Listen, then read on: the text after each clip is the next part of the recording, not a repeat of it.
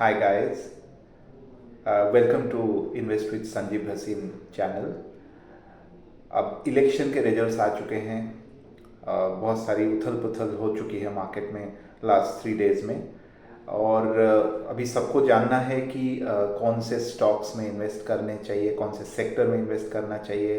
और अभी जो एक कोalition गवर्नमेंट आ रही है आफ्टर 10 years, इफेक्टिवली कोalition गवर्नमेंट, उससे रिफॉर्म्स कैसे रहेंगे और कंटिन्यूड इकोनॉमिक रिफॉर्म्स का क्या नज़रिया रहेगा, उसके बारे में IIFL सिक्योरिटीज़ ने एक रिसर्च रिपोर्ट निकाला है।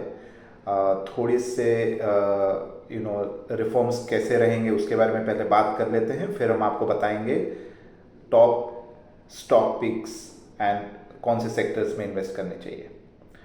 तो IIFL सिक्योरिटीज़ का रिपोर्ट, जिसको हेड ऑफ इंस्टीट्यूशनल इक्विटीज़ के GV गिरी के नेतृत्व में लिखा गया है, उसमें ये बताया जा रहा है कि अभी बहुत सारे रिफॉर्म्स जो कि टफ रिफॉर्म्स है वो हो नहीं पाएंगे।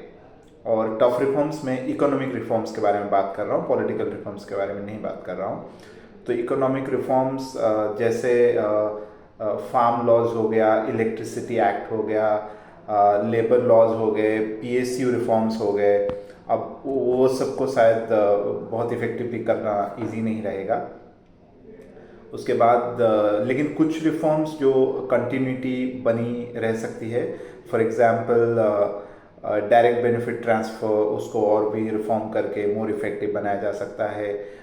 फिर फ्री ट्रेड एग्रीमेंट नेगोशिएशंस जो डिफरेंट कंट्रीज़ के साथ चल रही है, उसको और इफेक्टिव बनाया जा सकता है, जिस कीपिंग भारत के इकोनॉमिक इंटरेस्ट को मायने में को ध्यान में रखते हुए किया जा सकता है। और डेट मार्केट को और डीपन किया जा सकता है, टैक्स लॉज को और भी सिंप्लीफाई किया जा सकता है, और इन्वर्टेड ड्यूटी को करेक्ट किया जा सकता है। तो ये सब रिफॉर्म्स किए जा सकते हैं। बट बाकी जो मैंने आपको पहले बताया, टफ रिफॉर्म्स, इकोनॉमिक रिफॉर्म्स भी नहीं किए जा सकते हैं। एंड पॉलिटिकली टफ रिफॉर्म्स तो ऑब्वियसली उस पर काफ़ी मतलब डिबेटेबल है कैसा रहेगा, बट वो हमारा एरिया नहीं है तो हम उस पर बात नहीं करेंगे। अभी हम आगे चलते हैं कि अब इस तरीके के जो स्ट्रैटेजी चेंज हो गया है, तो IIFL सिक्योरिटीज़ ने भी अपना एक रिसर्च का नज़रिया बदल दिया है। और कुछ कुछ सेक्टर्स पे जैसे फॉर एग्जांपल IIFL सिक्योरिटीज़ बोलता है, मैं एग्जैक्टली उधर चला जाता हूँ, we recommend stocks with decent growth, less linkage to government action and valuation support, especially in large caps, select auto, consumer banks and NBFCs.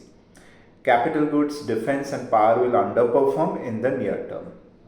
तो ऐसा ये मान रहे हैं कि कैपिटल गुड्स, डिफेंस और पावर सेक्टर, जिसके काफ़ी सारे स्टॉक्स बहुत अच्छा कर रहे थे क्योंकि वो गवर्नमेंट से रिलेटेड सेक्टर है, वो अभी अंडर परफॉर्म करने वाला है नियर टर्म में। और सीमेंट, फार्मा, हेल्थ केयर, ये सब जो पेरेनियल सबकी ज़रूरतें वाली स्टॉक्स हैं, ये सब या सबके इस्तेमाल करने वाले जो सेक्टर्स हैं, वो सब अच्छा करना चाहिए। और इन्होंने एक सन फार्मा और अपोलो हॉस्पिटल को लार्ज कैप में इंट्रोड्यूस किया है। पहले इनका एक नज़रिया था और इन्होंने SBI लाइफ और BPCL को हटा दिया है लार्ज कैप सेगमेंट से। और तो अभी हम जाते हैं कि इनके टॉप पिक्स क्या हैं। सो लार्ज कैप में इनके 5 टॉप पिक्स हैं, जिसमें प्राइवेट बैंक्स हैं, NBFC। सेक्टर्स कौन से मैं पहले बता देता हूँ। Private bank, pharma, health care, cement and NBFC इनका IIFL सिक्योरिटीज़ के लार्ज कैप यूनिवर्स में टॉप पिक्स हैं।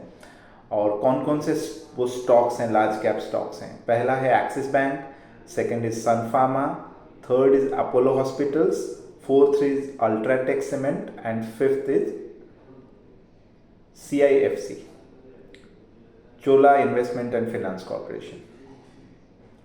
अब ये सब में अपसाइड जो है ये 14 से 21% के रेंज में देख रहे हैं, और ये सब टारगेट नेक्स्ट 1 ईयर के लिए है।